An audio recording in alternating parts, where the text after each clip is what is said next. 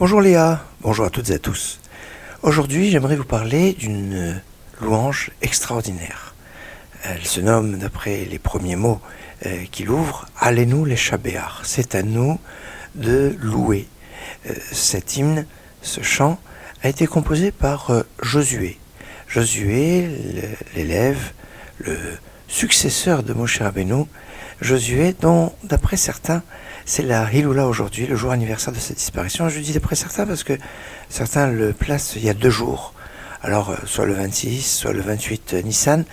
Le 28 Nissan, on relie aussi avec un autre événement sous la direction de Yoshua, de Josué, c'est la conquête de la ville de Jéricho, où chaque jour, ils ont fait un tour, le tour des murailles, avec un tour avec les chauffards, et le 7e jour, les murailles sont tombées sur elles-mêmes.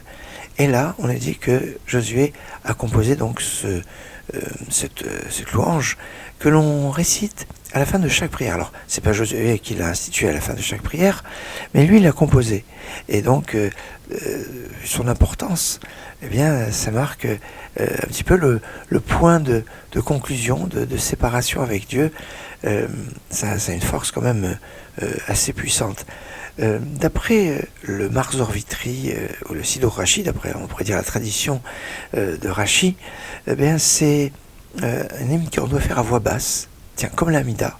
D'ailleurs, comme l'Amida, on le dit debout. Et comme dans l'Amida, il y a un moment où on se prosterne.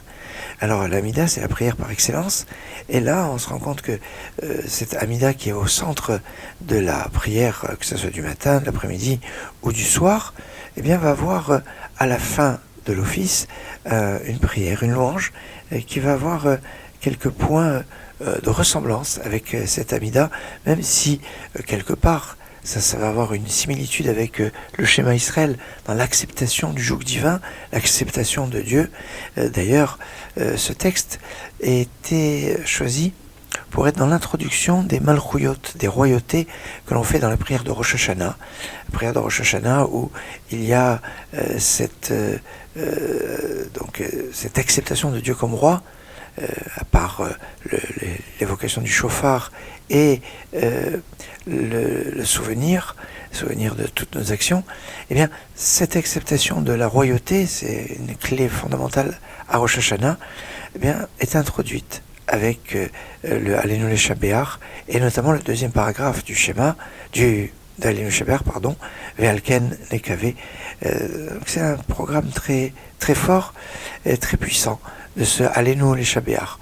Au passage, Yehoshua, Josué, était aussi l'auteur du 2e paragraphe du Birkat Hamazon, des actions de grâce après le repas, la 2e bénédiction, et qui est une bénédiction extrêmement importante sur les remerciements, sur la terre, sur la Torah, sur l'alliance, et sur cette terre qui est chérie, qui était chérie par son maître Moshe, qui voulait rentrer en terre d'Israël, chérie par les patriarches comme Yaakov, qui souhaitait absolument être enterré en terre d'Israël, chérie par Abraham, qui a fait tout un long voyage pour aller vers cette terre sans savoir quelle était la destination, cette terre chérie par Yitzhak, qui n'est jamais sorti de la terre d'Israël.